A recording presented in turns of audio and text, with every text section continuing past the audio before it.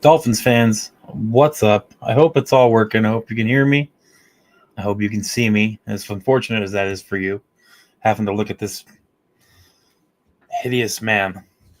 Hope everybody's doing well tonight. I am kind of taking it easy tonight. I'm recovering from went out to the place where we're going to be hunting this weekend, and ahead of the season, I went and cut a bunch of bush back and trimmed some trees to make sure we had some good areas in there, good lines of sight. And I'm exhausted. I got blisters all over my hands, so even touching this mouse right now, it hurts.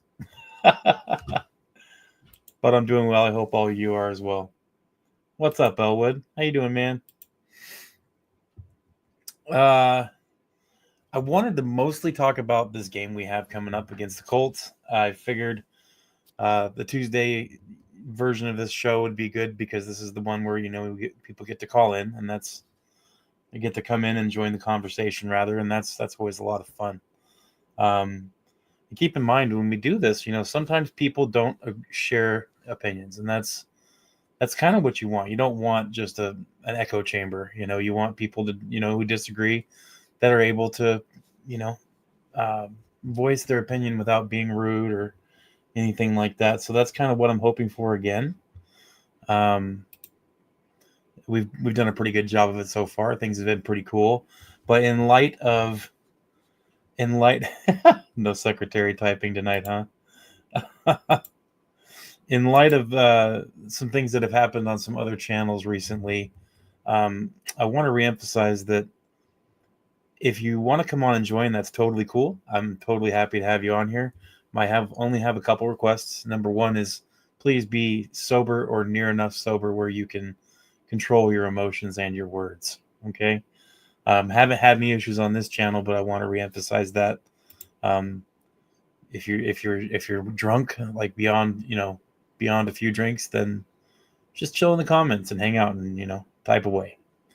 If you're that wasted, just don't try to come on, because it causes problems, not for my channel, but for other channels, it seems like, and I don't want that. So I'll put the link up, and then we can get going here.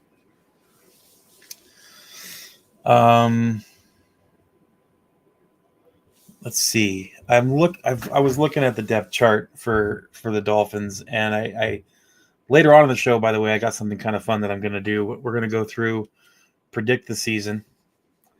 I'm going to predict the games for the Dolphins, and I'm going to let Pro Football Network do the predictions for the rest of the league. See how that turns out. I've already done it, predicting the games myself, but I found that when I'm predicting other teams' records, I kind of tend to be a little prejudiced in certain areas. The Bills. I don't want to do that. So, Mad Greek, what's up, man? Good to see you in here. Oh, we got our first visitor. Abel, you got me? I got no video. There it is. Let me get my handy dandy headset on. You got audio, Abel? Yeah. Could you hear me? Right on, man. Yep, got you good. All right, cool. So I'm a little drunk now, just like a little. I don't know if you've seen some of the drama going on other channels, but it's pretty bad. I just don't want it here, Like, if people can't control themselves, they probably shouldn't be on the internet.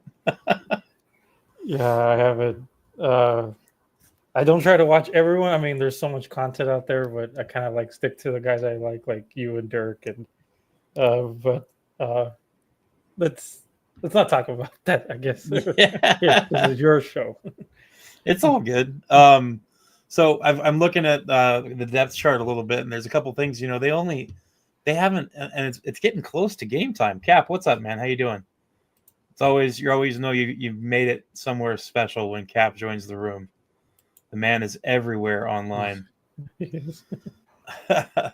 So I've noticed a couple issues here.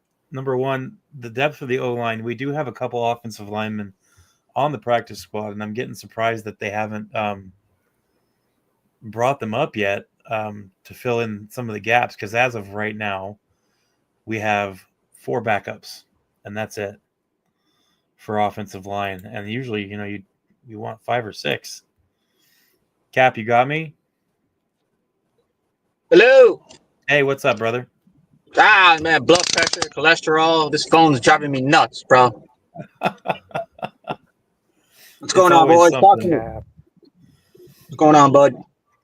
And I also noticed that they haven't added a third running back yet. They haven't pulled up Wilson off the practice squad for this game this week. And because remember, like if once Wright comes back, you can only bring back Wilson 3 times. Right. Or that means you have to elevate him to the 53. Yeah, but my only question is we know that he's not going to be back for the next couple weeks at least, because he had that surgery. And I'm wondering, are they going to try to go into this game with just 2 running backs? That's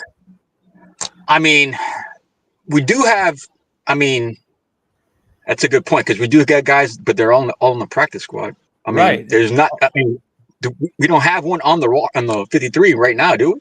No, the only 2 we have is Achane and Gordon, and those guys are good, right? But we need more. I think we need at least one more to be healthy. We got Alec Ingold for break the glass if necessary. Yeah. Again, that's true. It's just Alec Ingold plays almost 94%, 95% of snaps, and I'm wondering if they have to play Ingold as a halfback, that just has to change the whole offense a lot. So listen, sooner or later, like you said, he's been 90+% in the offense, but never really gets utilized. It's time we start utilizing. Right. It wouldn't hurt. You can have other guys to block at this point. Like if we got this draft class and we got this free agent personnel to help us block, I think they can compensate for the Alec Ingold blocking aspect of the running game or the passing game at this point. Let him play. Right. And they've also, especially after hearing that, I didn't even know that. Only 2 running backs. I never even thought. I didn't even look at the whole 53 yet. Yeah, we've only got 2 right now. That's why I thought for sure they'd be bumping Jeff Wilson up, because he already knows the playbook, and I figured that would be an easy move to make for a couple weeks. But I suppose it doesn't really matter too much, barring some kind of injury, Yeah. And I also see something interesting here. They've got Rasul Douglas as the number 1, and that puts Jack Jones as second string. So they're showing Storm Duck, Rasul Douglas, and Jason Marshall Jr. as our 3 cornerbacks to start this season. I don't know if that's going to actually be that, but what do you think, Abel? Right, maybe it was something where he just didn't have enough time to learn, the playbook, or he hasn't been initiated enough, quickly. But yeah, I did kind of notice that too. I was a little bit surprised by that. By what? That Rasul wasn't showing us starting. Oh, he is showing us starting. I see him behind Jack Jones. Are you looking at the Miami Dolphins website? Yeah, I'm looking at it from Reddit. Oh yeah, they haven't updated that yet. The one I'm looking at, the one I'm finding that seems to be the most accurate is Our Lads. I don't know if you guys have ever looked at that. OURLADS. They seem to be the most accurate, updated daily type situation. Like I said, it's not 100%. Nothing is, but it's a good one to look at. You're saying they usually are, though. Yeah, for almost every team. They do a pretty good job staying up on it.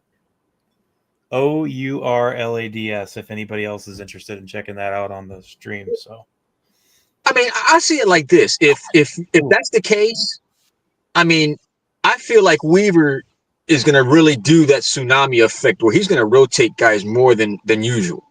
So Oh for yeah, me, it's not really a big deal. I think we're going to see all these guys get a good portion of playtime. I would yeah. think. And Ashton Davis is practicing well this week too, so looking at him coming back pretty soon as well. Maybe not this week, but I think he's definitely going to be back in the next week or two. That'll be good for us too. Oh, where'd Cap go? There he is. Sorry, Cap. Let's see. It's interesting because on that I found the R lads, and even on that one they have Melifanu and Ashton Davis switched. We're showing Melifanu as the starting strong Yeah, safety, and then that's a because difference.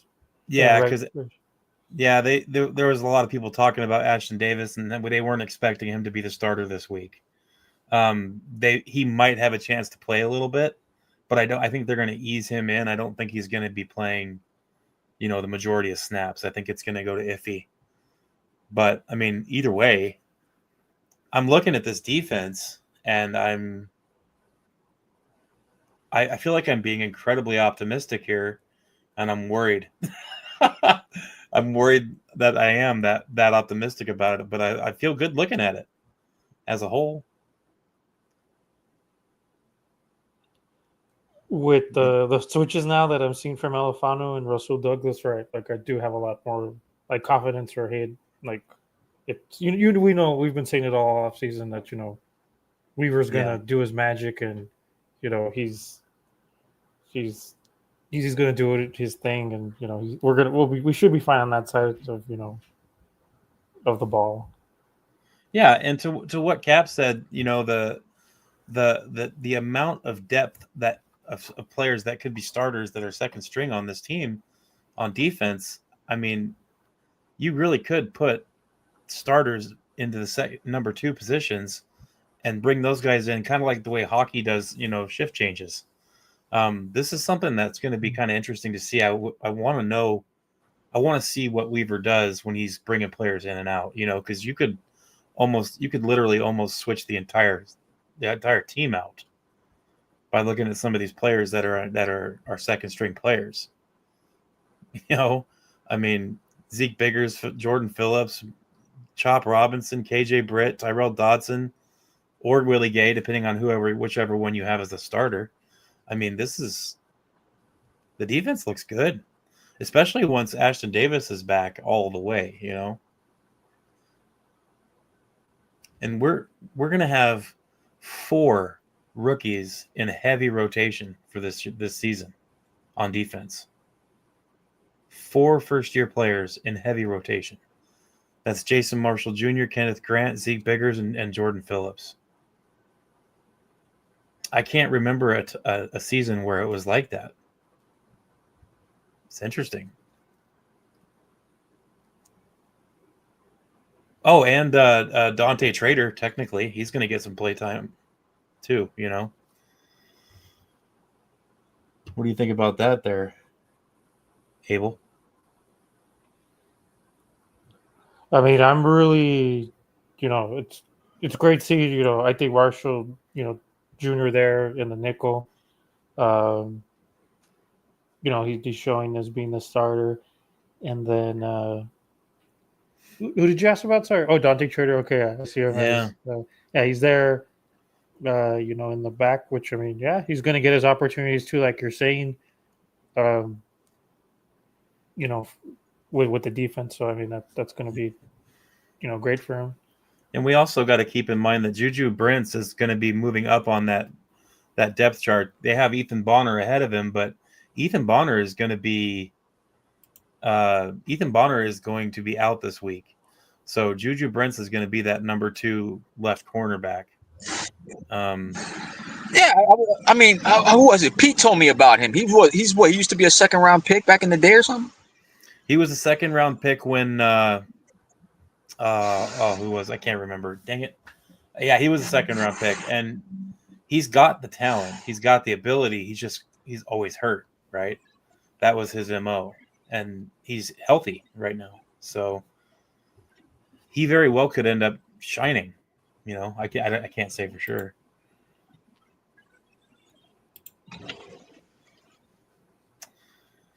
Yeah, I want Weaver to do well, but not so well that he ends up going away. That's kind of how I feel about it. And let's see. Looking at that, yeah, okay, so on the practice squad, we've got 1, 2.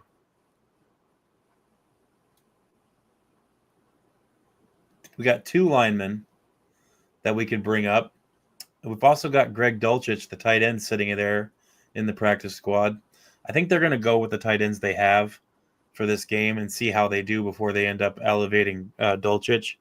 But I think Dulcich is going to end up being pretty decent for us. And we have JaMychal Hasty and Jeff Wilson, but JaMychal Hasty is a practice squad player. I don't see any reason to bring him up.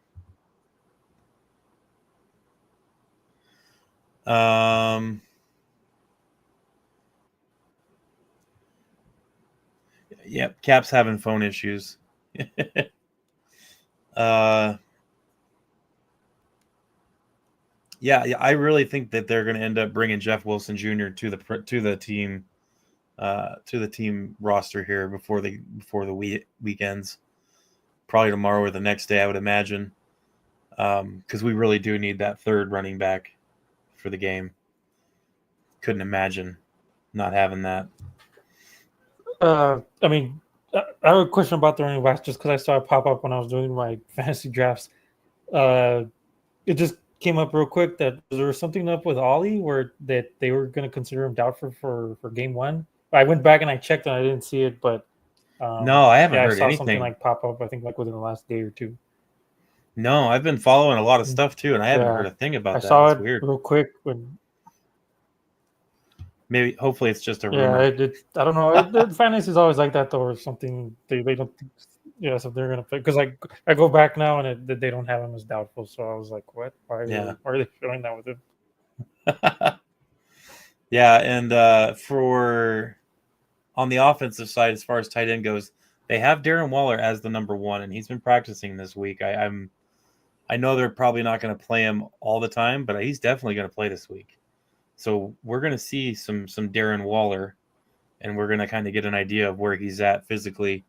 I mean, he looks good, so we'll get an idea of where he is with football here very soon. Hopefully not to the detriment of the team. And then we have the standard Julian Hill and Tanner Connor effect right behind him on the depth chart. But the main things that concern me and the offensive line depth, because right now we've only got a couple. That's a good question. What do you think about that, Abel? If you were making a bet, would you take Darren Waller for 1 touchdown on Sunday against the Colts? And that beat up front 7 and defense altogether for the Colts, they are beat up. Would you take a tutty? I mean, of course, I'll take it. Would I bet on it? I wouldn't. But I think, hey, I've heard of the rumor stating that they weren't rolling Waller out there because they were trying to keep like everything kind of hidden as far as how we're going to use the tight end. So right. I mean, hey, he's a big body receiver that we need. Everyone's going to be covering everyone else. I mean, maybe he might be a lucky one where no one's going to expect it all, and boom, there he is. So yeah, I mean that would really pump everyone too. Like, oh, okay, here's another weapon that we have now in the red zone. A big body. They could go up there. All he does is does catches. So I mean, Cliff, sure. Yes, my dogs are barking. Cliff, Waller hasn't played it down. Austin Jackson either. What's up, buddy? And yes, you're right. They didn't play in any of the preseason games. They've only practiced last week and this week. So Jackson came back from that injury, and he's just in. And we all know the deal with Darren Waller. So, yeah, they've only practiced for 2 weeks. I will say this. Austin Jackson does know the playbook. I'm not as worried about him. We know what we have with him. We know his ups and downs, his deal. Darren Waller, we don't necessarily know because it's been, a year since he's played, over a year now. But I don't think I would take Darren Waller for a touchdown, but I would expect Darren Waller to make one or two catches. More importantly, I'm just more excited to see him block. I want to know how he does there because he didn't used to be terrible at it when he played for the Raiders. I don't know so much about the Giants' time, but when he was with the Raiders, he was a pretty good blocker. So I guess we'll see. That's something to keep an eye on during Sunday's game.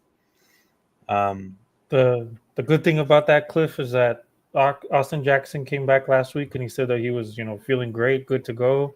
So, I mean, take that what you want with it. But, I mean, that's great news because, hey, seeing Larry Borum there as the backup to Tua's blind side is very scary. Yeah, we don't want Larry Borum coming in. It's a please no for me.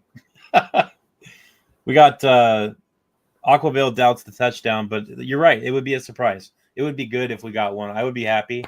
I'd be jumping up and down. Be like, yeah, old man got a catch. Yep. Well, as fans, we have the luxury of looking forward, right? We have the luxury of looking ahead and looking at the schedule and looking at this and thinking about all these intangibles and all these things that could affect everything. And then at the same time, we're hoping that our team doesn't do the same thing, right? We don't want our team looking down the road to the end of the season and being like, well, we should be in the playoffs. We don't want that. We want our team focusing on one game at a time. So hopefully at some point, my dog will stop howling. My goodness. I'm about to duct tape his mouth. Yeah, I'm sure he does. He wants to go outside and eat squirrels is what he wants to do. Yep, one game at a time. And that's kind of, hopefully I'll be saying one game at a time here in a few minutes when we start digging into the entire season predictions and looking at that too. So, but when I noticed another thing here, when I'm looking at the Indianapolis Colts, their roster is, especially on defense, they are riddled with questionable players and injured reserve. We thought we were bad. The Colts are looking like they're having a much harder time with this. They've got a lot of injuries everywhere. So I'm seriously shocked. 4 of their starters are questionable. 4. Yeah, that's a lot. Like I said, questionable doesn't mean they're not going to play, but there's a chance they won't. 4 players on IR for the offense, 4 players on IR for the defense. They've got a lot of injuries, way more than we do. So that's that whole thing where we're talking about every team has to deal with injuries, guys. We're not the only one, right? Being Dolphins fans, obviously, it's more evident to us about our own team. But there's a lot of injuries here. And X, you're right. Yep, Elwood, X got elevated as the number 1 corner today. I saw that. And what's funny is people are look, he still doesn't have the.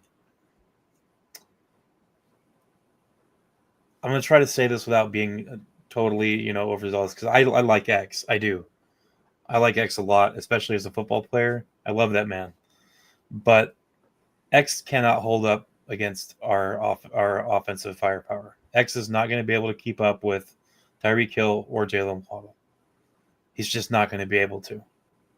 He does not have that kind of speed. So, by Joan, do you mean Jones as in Jack Jones, or do you mean Jonah as in Jonah Savaianaya? Oh, Danny Dimes, Daniel Jones. Okay, yeah. Daniel Jones is the starter so far. They haven't changed that. A lot of people think that Daniel Jones is going to give the Colts a better opportunity to win this game. Given the previous struggles the Dolphins have had with mobile quarterbacks, there's no doubt that Anthony Richardson is more mobile. However, I do think that Daniel Jones is the better the better passing threat by far when you compare him to Richardson. So I think Daniel Jones is probably the smart bet for Indianapolis. What do you think, Abel? I mean, just going, quarterbacks wise, I mean, Daniel Jones is more of that, QB in the pocket kind of presence where, Anthony Richardson is more of that, wild card kind of thing where he'll, scramble and run around and, things like that. I think them having Daniel Jones would be, probably been more beneficial to them as far as, hey, maybe it gives them a better chance, which I know we're kind of, hey, why? But, I mean, I guess I have a question for you just because, I know their players, but I'm not like in tune with like, okay, how are they going to go against ours? Like, what would be the one thing that you're scared of from them offensive wise that could take us out defensive and then flip it the other way? Where like, what could their defense give us problems on the offensive side? Okay, so from what I'm thinking, as far as their offense going against our defense, the one thing that really, really, really concerns me, I guess it's twofold, but it really revolves around one thing, and that's the running game. So the running game does concern me with the Indianapolis Colts, and it's not just because of their running back. What we also know, their running back he's a good running back. It's Jonathan Taylor, for those of you that don't know. The man can run the ball, and he can run hard. It concerns me there, and you combine that with Daniel Jones. A lot of people forget that Daniel Jones is an extremely mobile quarterback. He's not Anthony Richardson by any stretch, but he is mobile. And like, there you go. He's got legs. So the running scheme for the Indianapolis Colts concerns me. I would be a fool if it didn't. If I didn't even think about it or worry about it, I would probably be a foolish fan, because that's really how the Colts are going to end up trying to burn us. I think they're going to come out and they're really going to try to establish that run game. A lot of people say, oh, well, they would probably just try to expose our secondary. And I don't think that's going to be as easy as people think it's going to be. A lot of people are down on our secondary, and I can see kind of why they feel that way, but I don't feel that way, because the players that are around them supporting them. You think about a football team as the three parts of a sandwich, right? You got the outside pieces of bread, and then you got the stuff in the middle. Well, for our Dolphins, our defense, our stuff in the middle is our secondary. It's not just the secondary, I guess. It's the cornerbacks. All right, it's our cornerbacks and our linebacking crew. And if you look at the stuff that's on the outside, we have a really good group of safeties, and we have a really, really, really good defensive line. So when I think of it in that aspect, I really feel like our safeties and our defensive line are really going to help protect the cornerback crew. And I don't think that they're going to be struggling to stay with players as long as a lot of teams are going to have to.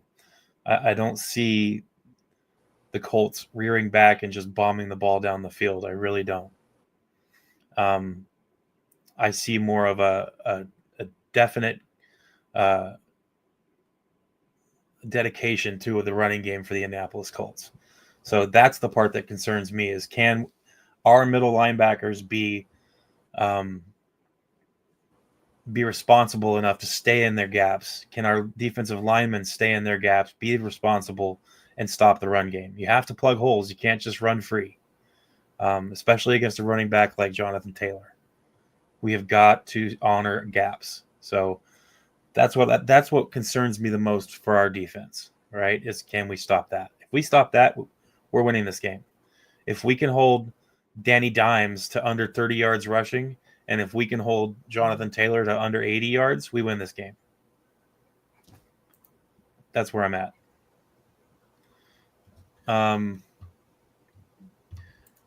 What do you think about what I said there about that concern? How does that sound?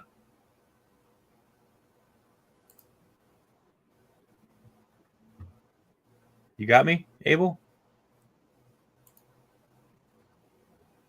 Sorry, Dirk. I think the connection's bad. Let me. All right, so that's where we're at there. My other concern, if we look at our offense, oh, there he goes. Yep.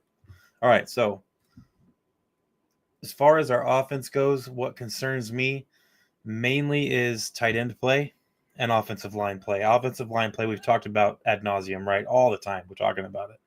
It's the offensive line issue. Is what's going to happen there? I mean, I'm okay. I'm okay for the most part with our starting offensive line. I think they're going to be serviceable, and especially as things continue. What's up, Elwood? As things continue, I think our offensive line is going to be okay. I'm just concerned about the players that we have to rotate in and out. That's my concern. So, you got me, Elwood? Hey, buddy. It's a great day. Football season's almost here. Absolutely. I'm so hyped. My blood pressure's running high. Well, you got to take deep breaths. You got to calm that down a little bit. We haven't even had the game yet. Well, this is the first year I've ever done fantasy football, and I drafted with a team with Big C on a Posse podcast, and did that thing. And the first time I ever done it, man, it was exciting. I was like, my butt cheeks were pitching the pillow. I didn't know what I was doing, but I was having a great time. Yeah, fantasy is pretty fun, especially if you get in the right group, it can be a blast. Cliff says, "Will X get to a pick?" I hope not. I hope he doesn't. I mean, it's possible. X is a ball hawk, and that's the thing about X is he's got that ability, and that ain't gonna go away. I've been doing my investigating on the. I'm sorry, brother. I've been doing my investigating on the Colts depth chart, and I see that their strengths and their weaknesses, and they got Travaris Ward, they got from San Francisco. They had to bring in X, and they let go Juju Brents, and we got him. So I think their secondary might be a little iffy, and that's not something you want to do when you got a Tua, Tyreek Hill, Jalen Waddle, Devon Achane, the offense. You know what I mean? Yeah. And that's the thing about their defense. Their defensive line is stout. I mean, they're not slouches on the defensive line. So they're gonna DeForest Buckner line. Yeah. DeForest Buckner, Quiddy Play, Grover Stewart. I mean, these guys. Wow. Latu. I mean, these guys are pretty good stout on defense. So their defensive line is going to have to be held off by our offensive line, and it's a matter of can they do that? Are they going to be able to hold? This is a heck of a challenge for our offensive line to play together for the first time and hold this team off on that front four. So, what do you think, Abel? Absolutely.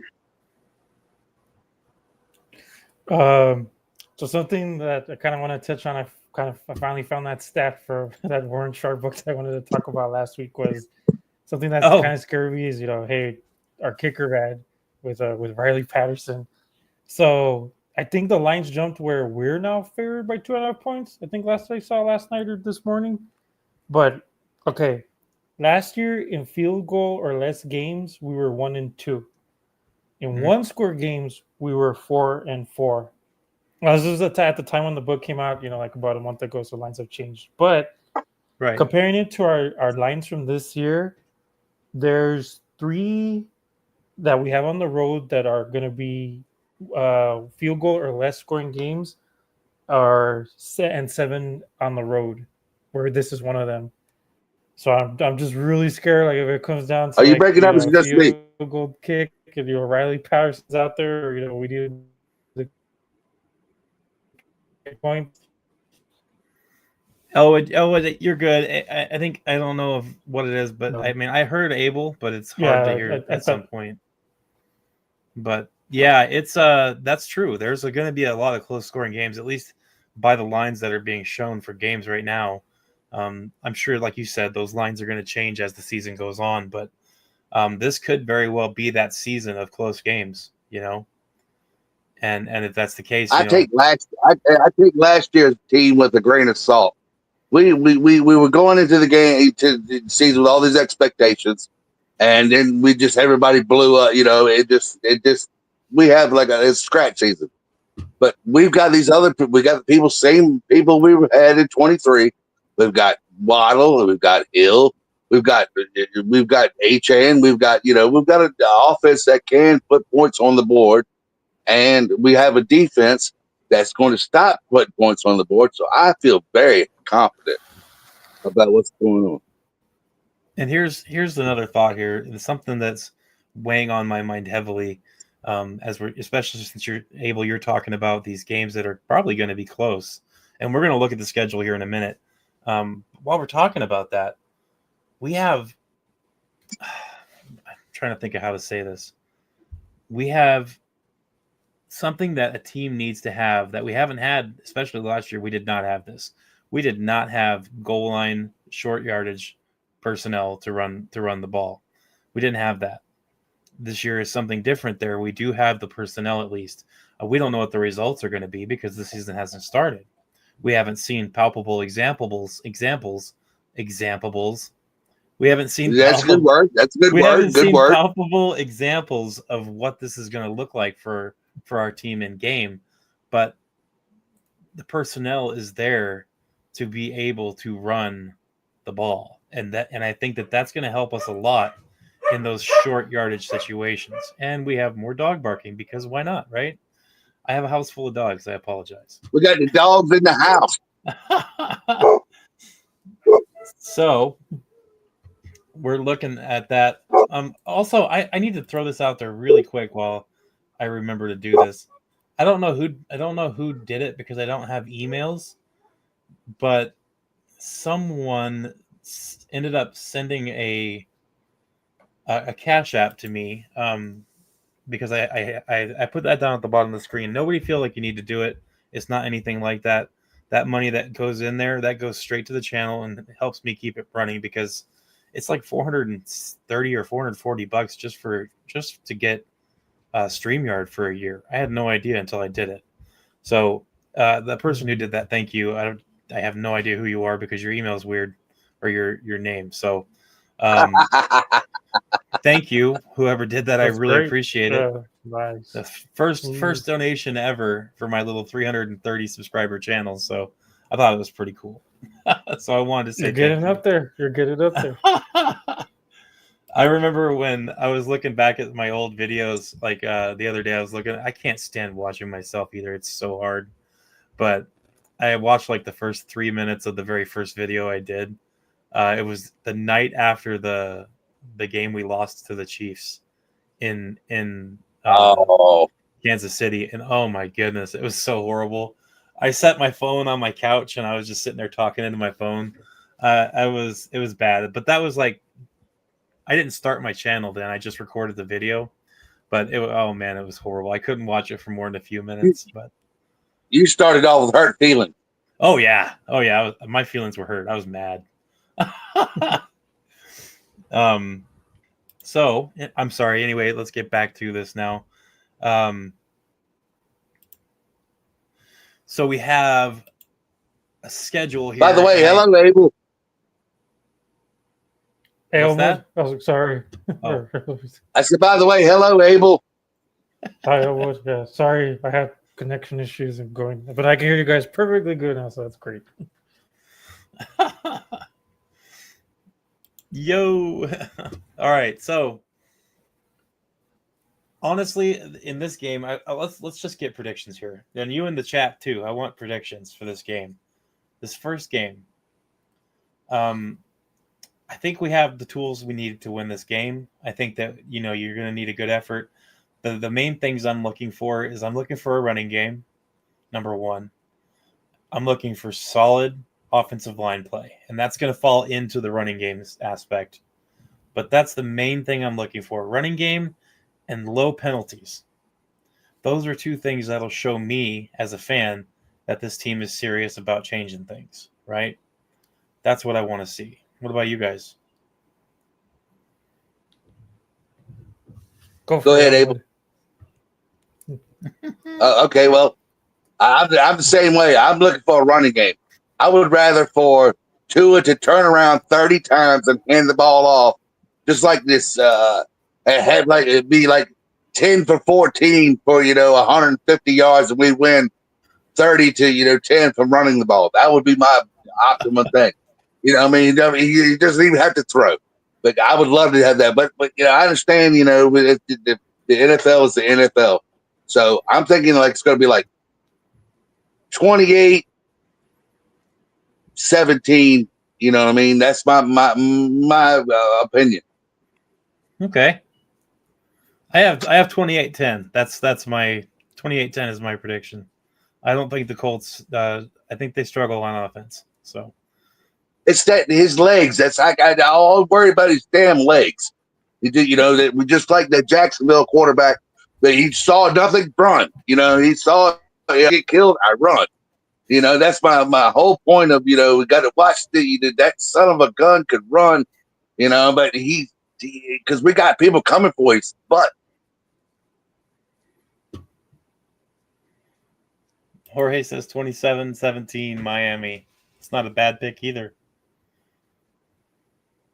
So defensive wise, I really want to see, like, just now that I'm thinking about it, I really want to see if this like front seven is as ferocious as like it's showing that it's been. Like, is it really going to be like this insane, like crazy machine like that it looks like it's going to be? Because this is a pretty good, offensive line and running back with, Jonathan Taylor, where, hey, it's a good one to test it out on.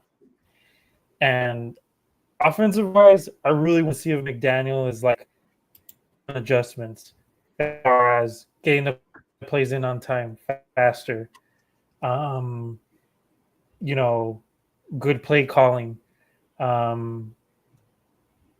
Things like that. More situational football where, hey, if you're not playing around this year and you have like all these other minds that are, keeping you focused on the game, like I really want to see that on the offensive side. Score-wise, I'm going to say 24-17 Dolphins. 24-17.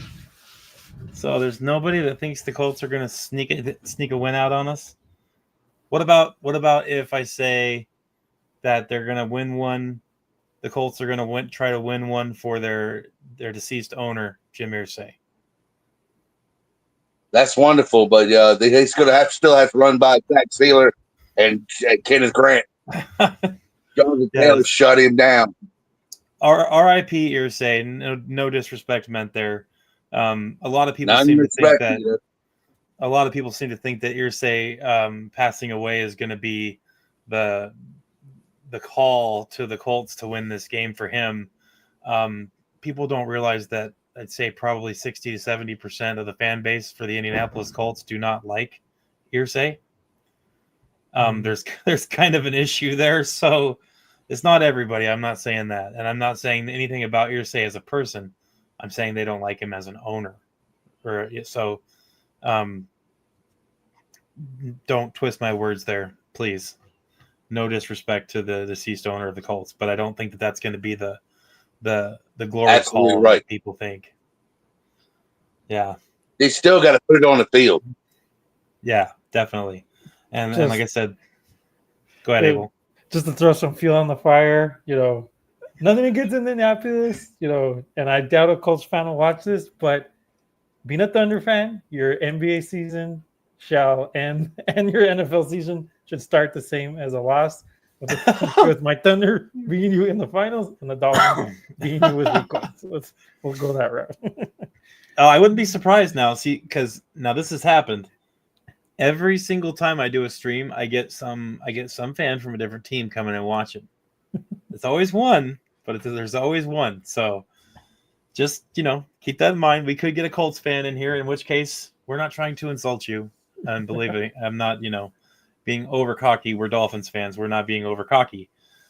The way I see it, Jonathan Taylor is their offense. If you stop Jonathan Taylor and you put, Kenneth Grant, Zach Sealer, Benito Jones, Bradley Chubb, Jalen Phillips on the front line, and he cannot run the ball, then you put it in Daniel Jones's hand. I worry about Daniel Jones's running more than I worry about Jonathan Taylor's running right now. Yeah. You know what I mean? Because he just, you seen him with the Giants. That was his thing. Drop back, down, set, hike. Oh, look, I'm going to get killed. Run. That's how he did a lot of plays. You know what I mean? Yep. To Okay, do so to do the ultimate jinx. Sure, I don't know if you guys have seen this in social media, but the Colts have not won a season opener for the last 12 years. So why would you say that? Oh, the announcer's jinx. Oh no, we're cursed now. He said it. The pitchers get dealing with a perfect game at the moment. Now go ahead and say that again, Abel, just for the ones in the back. Say that again.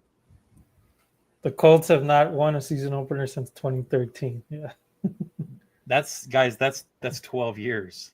Yeah. That is a long Well, time. we're breaking 25, so we're going good. We're good. Yeah. Ours is worse. Yeah, that's right. We're good. That's unreal. I actually did not know that. That's an interesting stat. Stat man down here giving us some stats. Thanks, dude. All right, so I have something fun I wanted to work through here. You guys can help me. We can go through this together. I have this little playoff predictor here, and this is probably the best one for predicting other teams' games. What we're gonna do here is each week we're gonna pick the Dolphins game, win or loss. We'll do it at conglomerate, so all three of us will decide, and then we'll move to the next one. After I move on, I'll simulate the rest of the week, so I don't pick the games; the computer will. The reason I chose the PFF, the Pro Football Network playoff predictor, is because last year they were almost perfect in their predictions. Wow! So we'll go with them because they seem to be the most accurate playoff predictor. Okay, so here we go. Are you ready? Yes, sir. Week 1 at the Indianapolis Colts. I think we all agreed that Miami is going to win this, correct? Yes, sir. Okay. Fingers crossed. There's that, and I will simulate the rest of week 1. Oops. Simulate remaining games of week 1. Pow. Now, after that, they have the Bills losing that first week, by the way, too. That's pretty interesting. They're playing the Ravens. The Bills are playing the Ravens in week 1. They have them losing to them 24-20. Oh, yeah. I got you. I'm sorry. They are going to lose that game. I think they're going to lose that game as well. So that essentially puts the Patriots, that puts the Dolphins and the Jets as the two winning teams from the AFC East. Wait, the Jets, do they play Pittsburgh? They have the Jets beating Pittsburgh. Interesting. Okay. All right, moving on.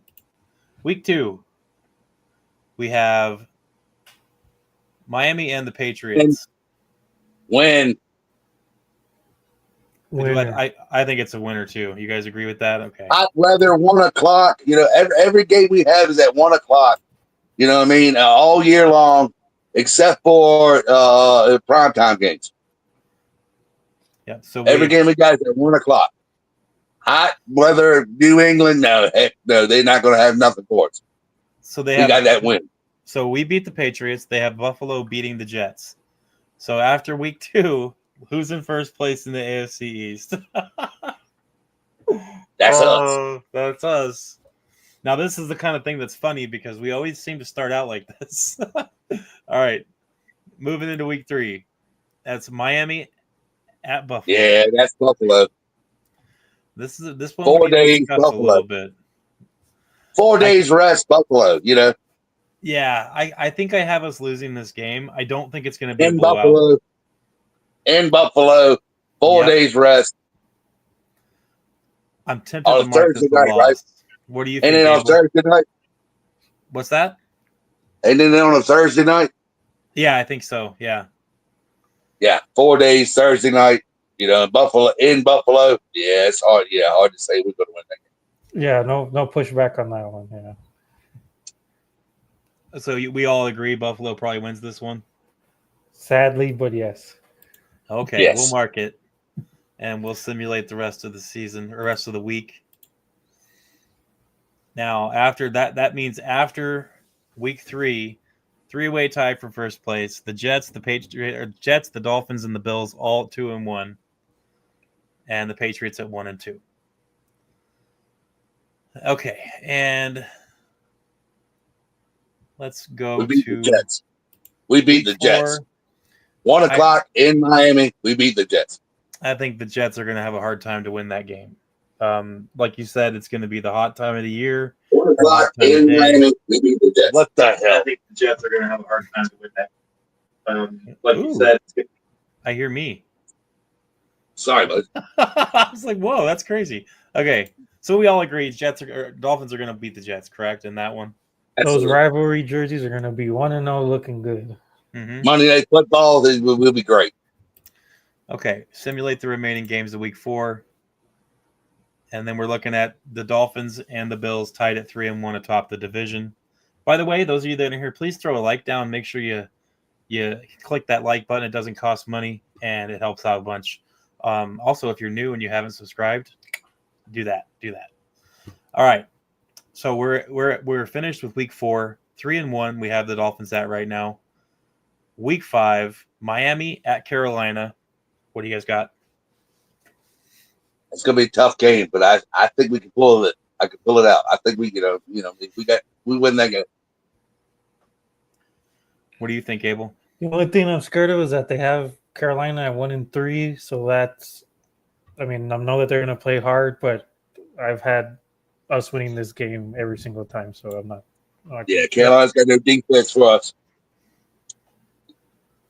Yep. That's kind of where I'm at too. I agree.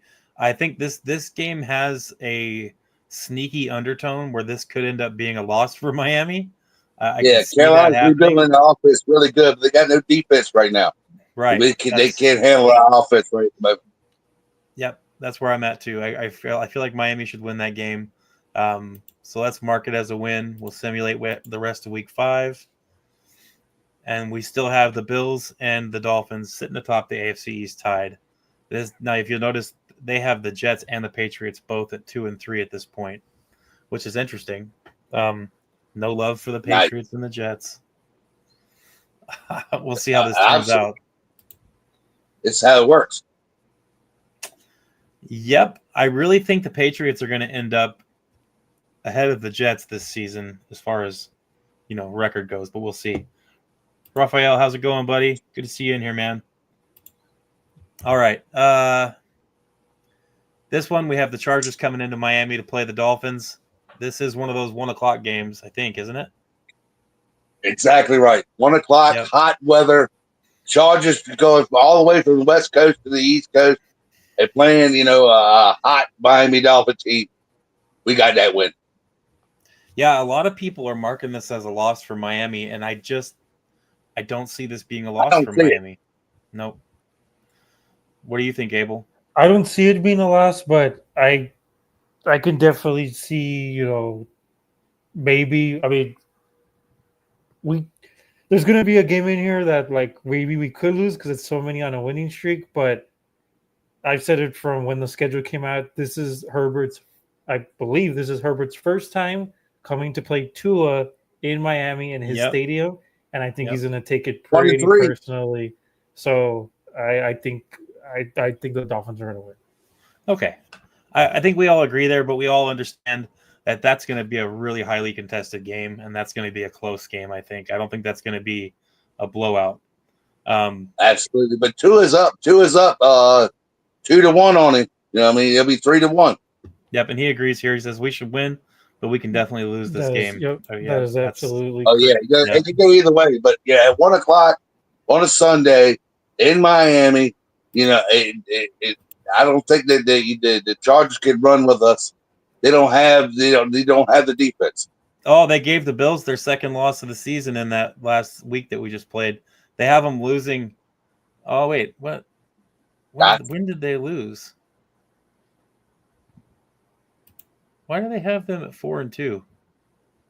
Who's the Bills' other They lost to the loss? Jets. Remember, you said at the beginning they lost to the Jets first game. No, that was the Ravens. I thought you meant the Bills. I'm sorry. They have them beating the Jets. Beating have, us, yeah. Or well, we chose them to beat us. Yeah. They have us losing. Yeah, that's one win. They have them beating New Orleans barely in week 4. And they have them beating New England. And they have them losing to Atlanta. Losing to Atlanta. Wow, interesting. Losing to Atlanta. Yeah, I got Atlanta. So by the start of week 7, no games in week 7 played. The Dolphins are sitting at 5-1. The Bills are sitting at 4-2. Patriots are 3-3, and the Jets are 2-4. And all is right in the world. Yeah, I love the world. Oh my goodness, that's funny. I just got done saying that. I We're figured the dealing with Patriots everybody healthy. Also, we're dealing with everybody healthy, no injuries. I mean, that's what we're talking about. Yeah. This is just for fun. I'm not saying this is all going to happen. This is all. Tua is playing every game. I hope so, man. So okay, all right. So week 7, we have Miami at Cleveland. Everybody bear with me here. This game scares me to death. It is a trap game. Yeah, this is a trap game. This has trap game written all over it. And we have, like I said, like it says here, wait till we hit the gauntlet, and this is not even in the gauntlet yet, but this game screams trap game. I'm tempted to mark it a win. I would vote to mark this a win if you guys concur, but this is that. I think game. it's the win, 2021 kind of. Barely, we win, but it's like it's a hard game. Yeah, it's a tough one. What do you think, Abel? Up to this point, this is going to be technically the easiest team that Cleveland would have played, but I still that's our far. Like you keep saying, Dirk, this is our farthest game that we'll have to travel for this year too. Yeah, but aside from Bob Garrett and Joe Flacco are still on the team. But we're gonna win. The Dolphins win. Okay, so we'll mark that a win and we'll move on from it. But noting that that has trap game written all over it. Yes. Yeah. All right. Simulate the rest of that week. Now, if you look at the schedule or the standings, 6-1 Miami, 4-2 Buffalo. Well, we're getting ready to hit the hard section. Yep, that's right. Here's where the wheels fall off, everyone. Week 8, playing in Atlanta against the Falcons, where they have just recently beat the bricks off of the Buffalo Bills, according to this simulator. This is another game that worries me. A lot of these games make me nervous.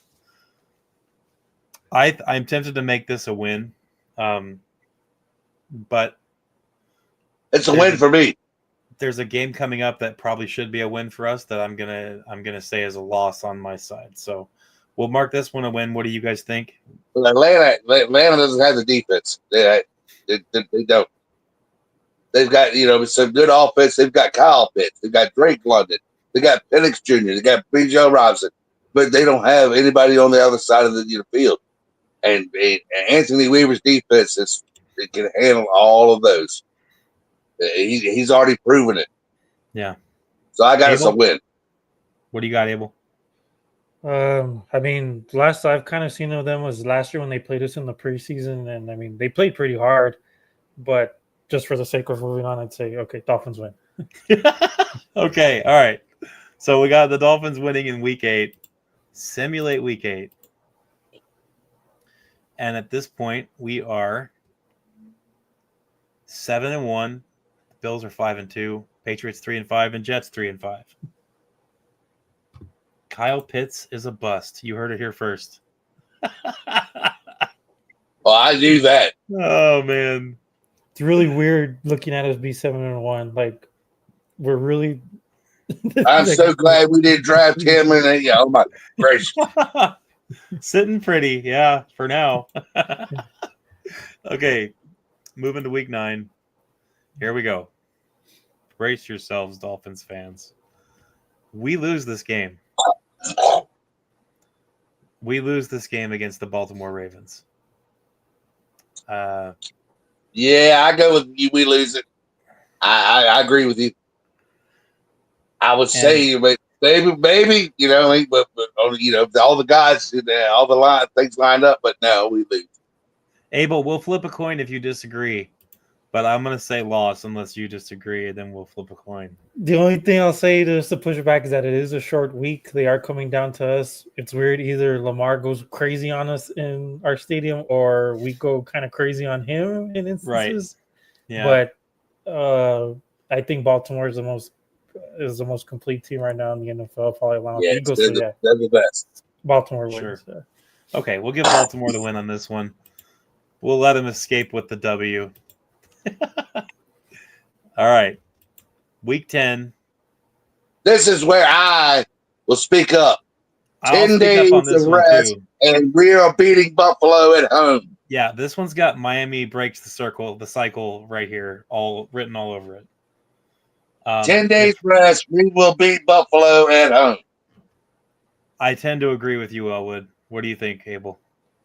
Dirk, you know my disdain for the crybabies up north that cried back when they had to complain in the sun.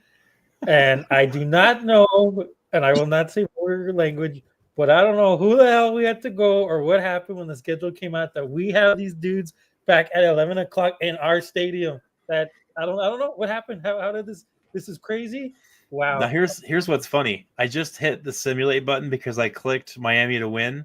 So it simulated the score, right? It simulates 19-17. So it's saying we win our second game against the Bills in the last 5 years by 2 points again. So the only two wins we have are by 2 points against the Bills. I cannot believe we have them at 11 o'clock after. That is going to be the one thing that I cannot believe this year, that I'm just flabbergasted. I'm like, wow, everyone on this channel, that it makes me so angry. But okay, let's move on. Okay, so all right, we have after week 10 and the loss to the Ravens and the win against the Buffalo Bills, we have the Miami Dolphins sitting at 8-2, the Buffalo Bills at 5-4, the Jets 3-6, and the Patriots 3-7. Moving to week 11. This is an interesting one too. This is the Barcelona game. Barcelona. Yep, this is Spain. I am not sure if the Washington Commanders are going to be taking a regressive step this year, a step backwards. But in my heart, I want to mark this as a loss.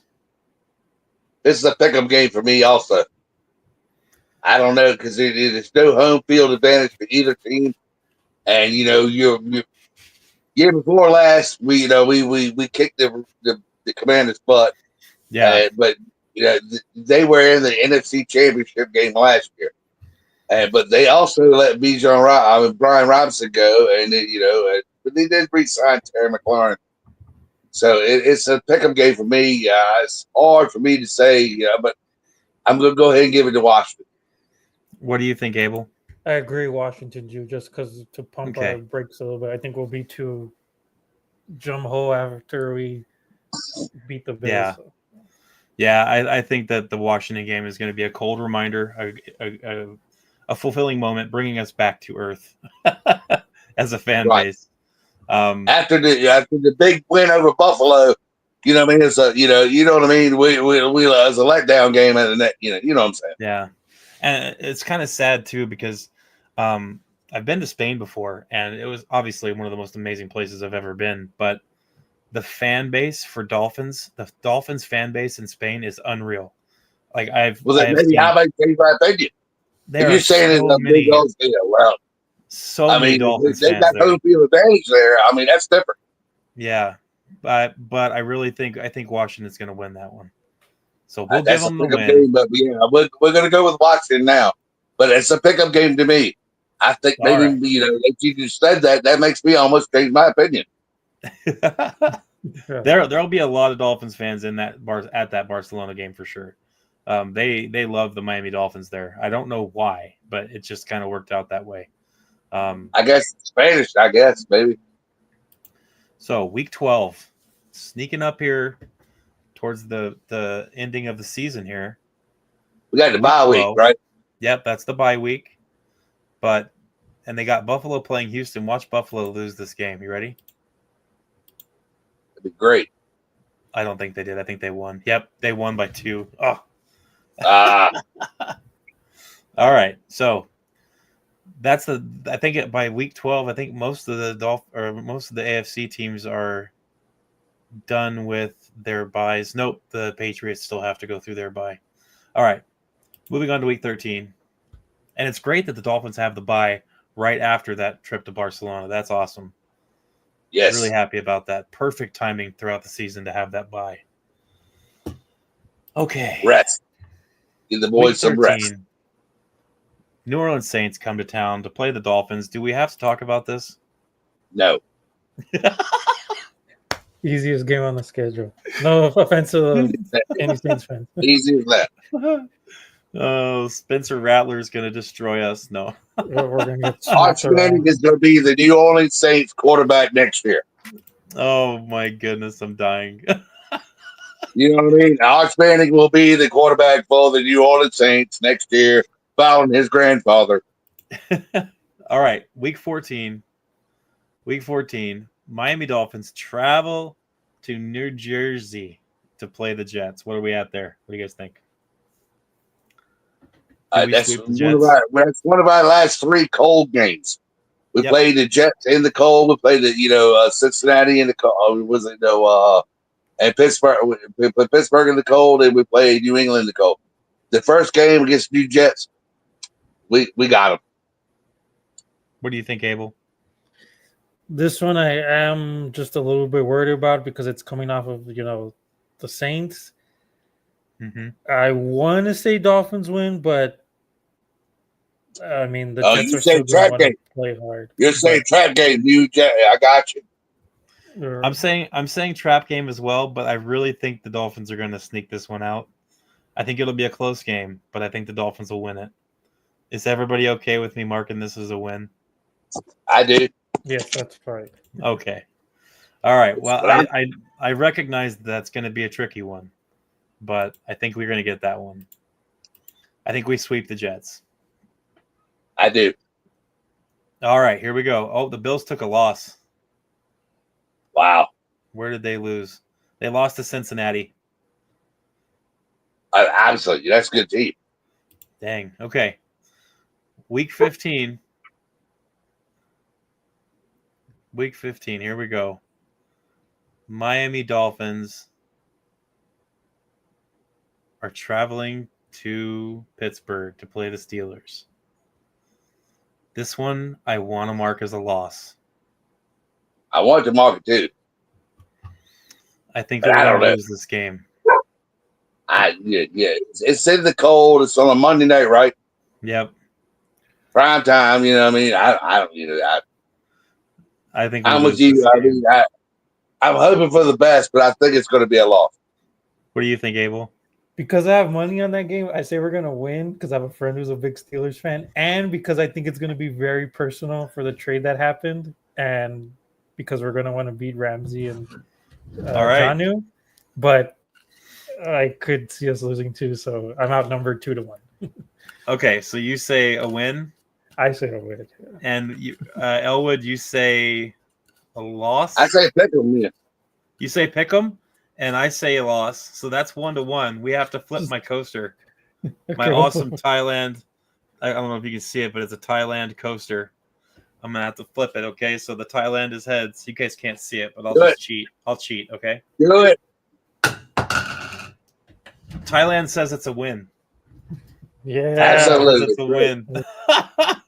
Okay, we're marking it a win, but we all recognize. Well, you think about it, though. You know, we dealt with Aaron Rodgers. You know, we not that. You know. That's another point to it too. He ended our season last year, so I think that's even extra now motivation. Yes, A little bit of payback. Thanks for reminding us, Elwood. Yeah. All right, here we go. Now, week 16. Now, by this point, we're sitting at 11-3 with week 16, right. 17, and 18. I think that we should. We're setting ourselves up for the game that I think we're going to lose, and I'm going to get to that. Don't worry, I haven't forgotten. Right now, we lose this next one. You know? This game, I think we lose. Cincinnati at Miami. I think that Right. Cincinnati comes in, and I think this is that game where we're probably going to get our socks knocked off. Yeah. I don't see us beating Cincinnati, even with the records or whatever. Even if Cincinnati comes into that game at 500, I see us. Well, their power is our weakness. You know what I mean? Their wide receivers is our weakness on quarterback. I think they win that game. What do you think, Elwood or Abel? I'll go Cincinnati too. I mean, that's our hopefully. I just want us to be competitive because that's our only Sunday night game. So national attention. Right. Okay, here we go. 11-4. And at this point, they have the Ravens only losing one game so far. They're 14-1 in this. Yeah, they should be. Yeah, they're a good team. Yes. Okay. Tampa Bay at Miami. I have Miami winning this game. Me too. I swear I do. I mean, they have what they need to play the Tampa Bay. It's up matchups. You know what I mean? When matchups play matchups. I match up against their matchup. I believe we win. What do you think, Abel? I have us actually losing this game. I'm kind of. I think Tampa Bay's pretty. They're kind of war tested. They've gone to the playoffs the last couple of years. They are a tough team. They kind of have things set up. It'd be kind of crazy for us to lose 2 back-to-back at home, but I mean, and that's the only reason I have this marked as a win. I don't see us losing 2 in a row at home, but Tampa Bay is well known for punching up in class. They have that ability to just go toe-to-toe with anybody, no matter what their record is, Absolutely. So mad respect to Tampa Bay, but I think I want to mark this a win. And Elwood, did you say win? I said win. Okay. Well, Abel gets outnumbered on this one. Totally fine. Yeah. Sure. Right. Dolphins win. Okay. It's at home, right? You know what I mean? Yes. In Miami. Yep, it's in Miami. Right. You know what I mean? When it's like, when you got the two teams, like, I don't know who's going to win. Your home team gets the extra half point. You know what I mean? All right. So are you guys ready for week 18? Now, remember in the beginning of this, I said there was a game that we should win that we're going to lose. What's our score? What's our record? Our record is 12-4. Are we going in, as number 1 seed or what? Going into the last week of the season, according to the thing we have, we are number 2 in the AFC. Right. Number 1 in the AFC East. Exactly. So if we win, do we rest players? That's what I'm trying to say. We're on week 17, 18, according 17. To this, looking at the rest of the AFC, there is absolutely no reason for us to play our starters in this game. We've lost the second seed. We are not going to win, no matter what the Ravens do. We are not going to get the first seed. The Ravens are 15-1, Dolphins 12-4, and the next closest teams are the Broncos and the Bills at 10-6. See, that's what I mean. So we're resting players. We might lose to New England, because we're resting players for the playoff. That's what my opinion is. Yep. And from week 1, when we started this in week 1, I said that there was that game that we're going to lose that we probably should win. This is it. We're going to lose to the Patriots in the last game of the season. But I think it's because we're resting players, not because we're playing our best and we lose. We're resting players and we're putting guys on there. We might, you know what I'm saying? Yeah. Okay. So here we are at the end of the season. The Miami Dolphins are the number 2 seed. And so number 1 seed is the Ravens. Number 2 is the Dolphins. 3 is the Chargers. 4 is the Houston Texans. 5 is the Bengals.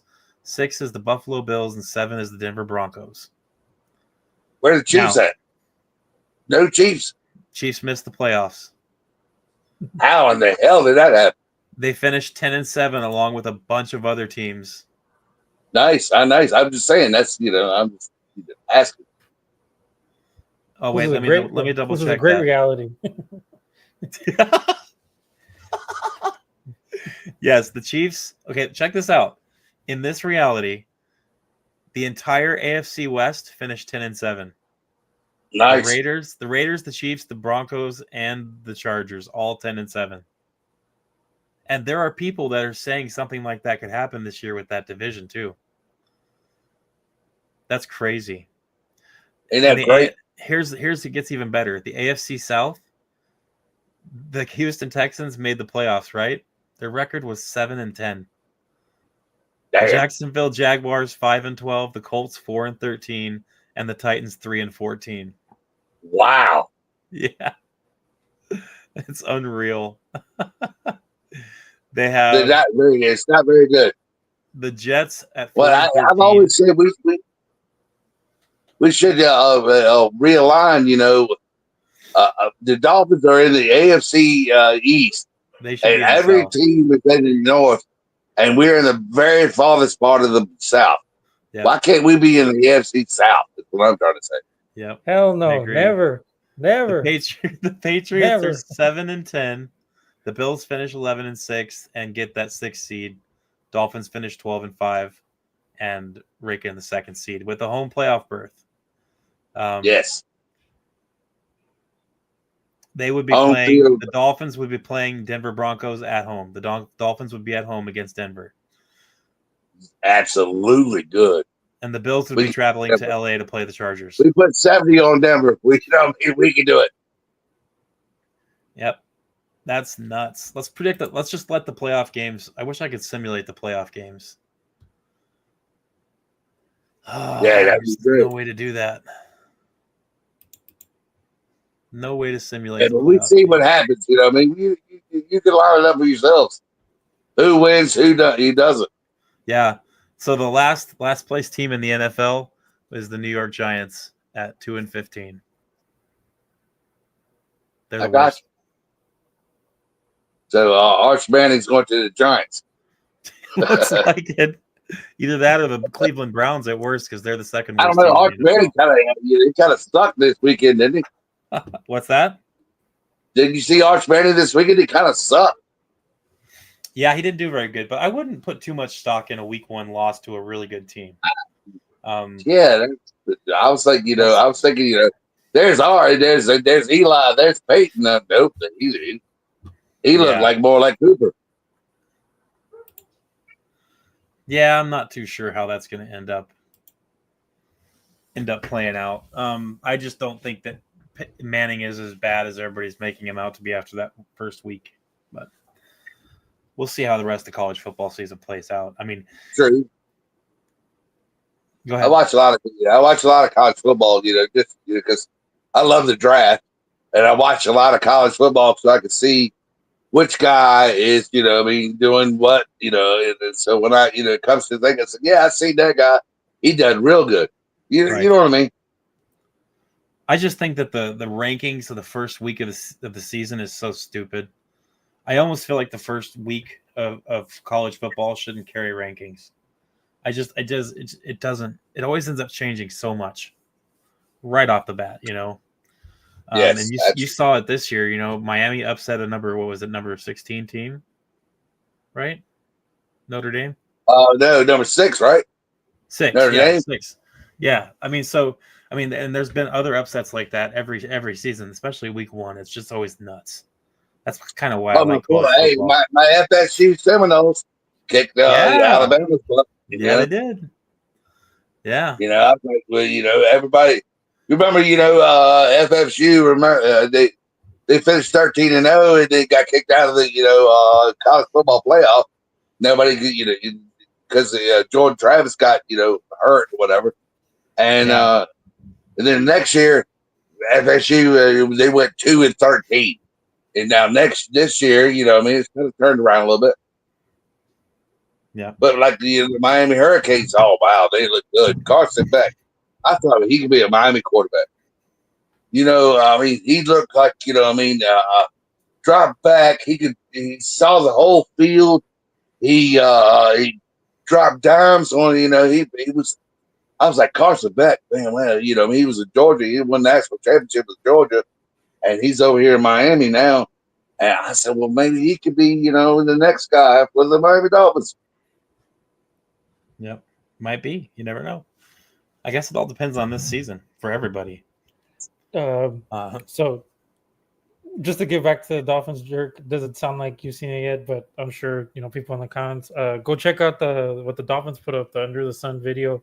I did watch it. Oh, you did? Oh, okay. Yeah. What did you think? Or I don't know, you saw it too. What do you guys think? I enjoyed it. I thought it was really cool. And like I said, I mean, it's not like it's supposed to it doesn't make me feel amped up for the play on the field, but I liked to see some of the stuff that they did for the players. I like the attitudes of the players. It just seems, like I said, I don't want to say it too much because we haven't seen anything to suggest otherwise, but I liked the attitudes of the players on this team right now from what they were saying and how they were talking to each other and seeing the family days and stuff like that after practice where their kids all come out and play together. I thought it was cool. And as a dad, even more, I like to see that kind of stuff. I think that one of the best examples of a man is how he is as a father. So that was very nice. Seeing examples of players on our team being dads, it was heartwarming. I'll say that, I liked it. So, and Cap says here, I understand what they're trying to do. We need some positivity. I get it. Exactly. And that's why I don't want to sit here and go, oh, it was super awesome. I think that this means our team's going to be good. Not saying that, right? Neither is Cap. It was good to see a little bit of wholesome development for the players. Yeah. And I agree with Cap here. I hope they do it weekly. I do too. I think that would be a good thing. That'd be awesome for the Dolphins to put forth this year. What do you think, Abel? I mean, I know I might be reading too much into it just because, I'm I'm more about like emotions and like going week by week as like a true fan. I don't know. I kind of feel that there's a little bit more of a chip on their shoulder this year, where they are a little bit more like conscientious of like, okay, like this might be our last ride with like McDaniel and Weaver, and hey, maybe even Greer or what have you, or just everyone together. But I don't know, like the way that Jordan Brooks was talking, like you could tell like he was very. There's a focus. Yeah, very focused, like very like intense. Like okay, like we got to, like we got to do this. Where we're tired of everyone calling us soft, and yeah, we're tired of the wheels falling off and like like being like a joke. That this is just from what I feel, but I kind of got that sense from them where it was like very like okay, like we do need to put in the work, and we do champions. Pressure is enough to I've heard this one. Pressure is enough to either bust a pipe or make a diamond. So yeah. I mean, you could tell that they're like okay, we need to stay after practice, and like we get up at 6, go home at 6, and I found that from the first episode, where it was very, very detailed, or like okay, we're gonna do this time, hopefully. Yeah, I do. I did notice that too. I noticed a little bit of a seemingly different attitude. I mean, does it translate on the field? We'll see. It's not going to be able to be guessed about much longer. We're going to know.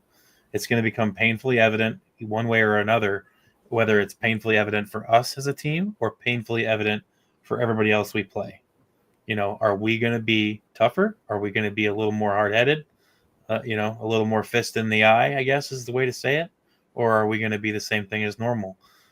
What we're seeing off the field and from players' interviews and things like that, it would suggest something different. But what do we know? It's something to keep an eye on for sure. And I think this Under the Sun thing that they're going to be doing, occasionally, I think it's a good thing. And at least it gives the fan base a little bit of an inside view into the other aspects of this, the personal relationships developed, the families, what they're doing outside of playing the game. And I'm sure some of the game stuff is going to make its way into these episodes too, once the season starts. So I don't know. How exciting. We're here. We did it, everyone. We were at the season start. We made it. Exactly right. Hope is eternal now. See, week 1 is coming up this weekend. I'll have on Sunday, I'm either going to be live during the second half of the game like I normally do during the regular season. I very well could be a little late. Like I said, it's moose hunting season for me, and bear. So it could be a little different. And if I am a little late, I'll make sure to go live right after the game. We'll talk about everything that happened, get into it, and I'll have, my usual recap and preview videos going out before and after each game. So I want to thank you both for coming in here today and hanging out and chatting. Abel and Elwood, thank you so much for being here. My pleasure, sir. Dude, yeah. Anytime you guys want to come on here, you're more than welcome. It's always a blast. It was fun doing the season predictor with you guys. All right, hey, you got both of y'all right here, right now. Predict the score for Sunday. We got to do that right now. I got 28-17. 27-10 for me. 27-10. 24-17. Ooh, we got 3 wins around the horn right here. All right. So when we get together, next time, we'll know what we said. Yep, we'll know. All right, guys. Thank you for coming on here. I appreciate it. All of you in the chat, thank you for hanging out with us. Make sure you thank you, Triple S. I love your content. I'll watch it. I'll be there every time. Awesome. Thanks, guys. Until we see you guys next time, hopefully during that Dolphins game, and when I come in at the half, hopefully we're winning. Everybody fins up, and we'll talk to you guys next time. Stay hopeful if you can, because the best is yet to come, guys. It has to be. There we go. Peace out, everybody. Fins up.